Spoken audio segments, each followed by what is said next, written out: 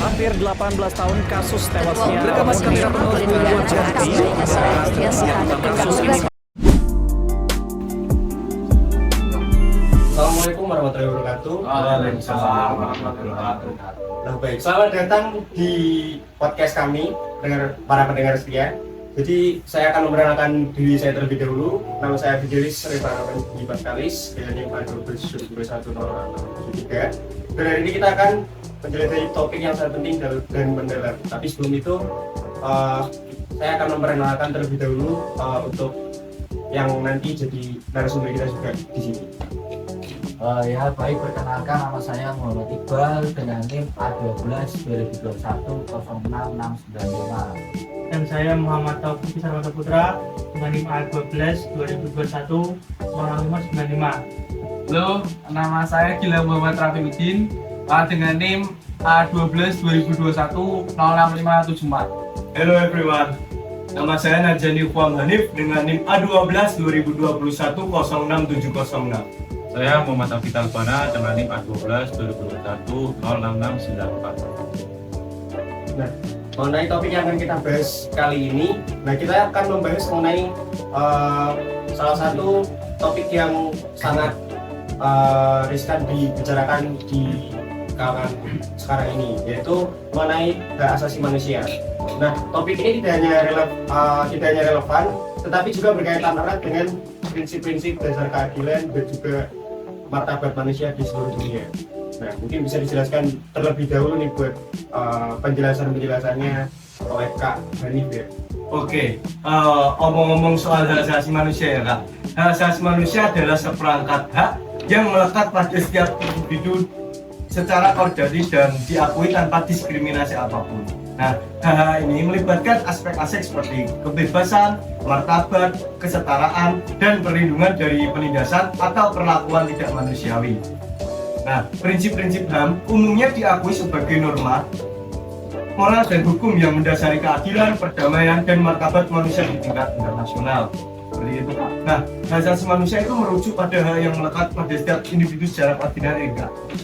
Di sini tanpa adanya memandang ras, warna kulit, jenis kelamin, bahasa, agama, atau latar belakang sosial. Nah, konsep HAM sendiri telah hadir sepanjang sejarah, namun perkembangan formalnya dapat ditelusuri melalui peristiwa-peristiwa dan dokumen-dokumen tertentu. Jadi tadi penjelasan rincinya dari Kak Hanif ya. Memang berarti kan kalau dari sini kita bisa mengambil kesimpulan sebenarnya di era sekarang ini kan banyak sekali pelanggaran hak asasi manusia. Mungkin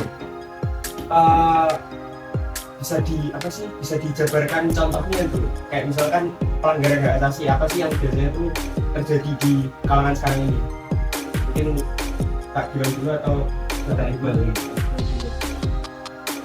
Baik, tadi contoh-contoh seperti HAM bisa kita temukan pada mungkin dimulai sejak pendidikan lebih dini, di mana pada saat kita sekolah diajarkan nilai-nilai toleransi seperti care sesama satu sama lain atau menghargai pendapat satu sama lain, lalu serta mendukung program pendidikan yang mempromosikan penghormatan terhadap hak asasi manusia. Selain itu, kita bisa aktif dalam mendukung hak asasi manusia dan memperjuangkan kurikulum sekolah yang inklusif, mengorganisir acara atau diskusi yang mengangkat isu-isu HAM, dan memilih pemimpin yang peduli tentang hak asasi manusia itu sendiri. Mungkin seperti itu dari saya. Oke, berarti kalau misalkan dari memberikan pendidikan sejak dini ini tuh lumayan sensitif juga ya Kak, karena di kalangan anak-anak muda sekarang ini pasti banyak yang mengalami seperti pembulian atau sebagai macamnya ya. Terus atau mungkin ada tambahan lagi menjadi Kak Taufik atau Rafi seperti itu. Oke, nah kalau melihat ya dari beberapa penjelasan di sini, kita akan membahas tentang perspektif HAM sih, Kak.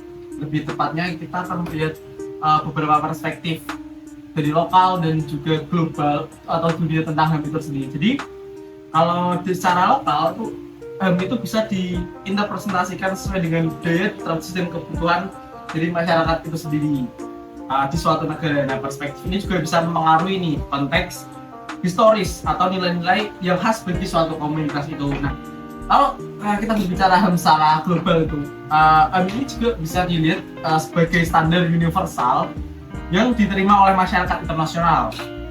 Nah, dokumen seperti Deklarasi Universal HAM itu menggarisbawahi beberapa prinsip-prinsip yang diakui global seperti hak kebebasan, kesetaraan seperti yang tadi diucapkan di definisinya tadi, Mas.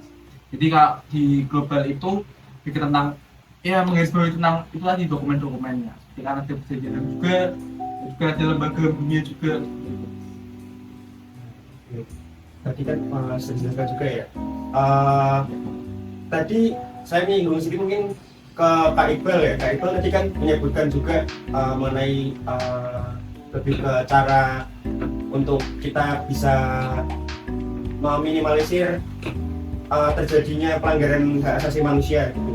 Nah, ini kan banyak sekali topik yang sangat relevan ya, khususnya kayak misal di teknologi dan privasi, lalu juga ada diskriminasi dan kesetaraan, hak migran dan juga pengungsi, lalu dan lain sebagainya. Tapi yang lebih relevan itu mungkin di era sekarang ini ya, di perkembangan IT kita kan sudah cukup tinggi ya, sudah cukup sudah cukup besar. Nah, kalau misalkan seperti itu, bagaimana nanti cara kita buat bisa meminimalisir terjadinya pelanggaran HAM di teknologi dan informasi ya? Mungkin dijelaskan Kak. Oke, jadi untuk mempengaruhi pada HAM ini berkaitan dengan teknologi. Di teknologi ini yang berkaitan dengan HAM itu memiliki dukungan dan tantangan. Yang dimana dukungan tersebut itu yang pertama yaitu akses informasi dan komunikasi. Terus pada dukungannya ini teknologi itu seperti internet ya, kita bermain media sosial, terus kita berkomunikasi bebas yang lewat media sosial seperti itu ya. Ini itu dapat membuat kita kayak memperkuat kebebasan dalam berpendapat seperti itu. Lalu tantangan pada akses informasinya itu, sini resikonya yaitu terkontrol pada pemerintah atau entitas tertentu yang dapat membatasi akses informasinya kritis atau mengancam penguatan hak asasi manusia. Lalu yang kedua itu ada pemantauan dan pelaporan hak asasi manusia, memiliki hubungan yang teknologi itu seperti kamera, sensor, dan aplikasi pemantauan yang dapat digunakan untuk merekam dan melaporkan pelanggaran hak asasi manusia. Untuk tantangannya sendiri itu perlindungan privasi dan keamanan data menjadi masalah serius, terutama ketika pemerintah atau pihak ketiga dapat memanfaatkan teknologi ini untuk memantau dan mengancam aktivis hak asasi manusia. Seperti itu ya, kan perlu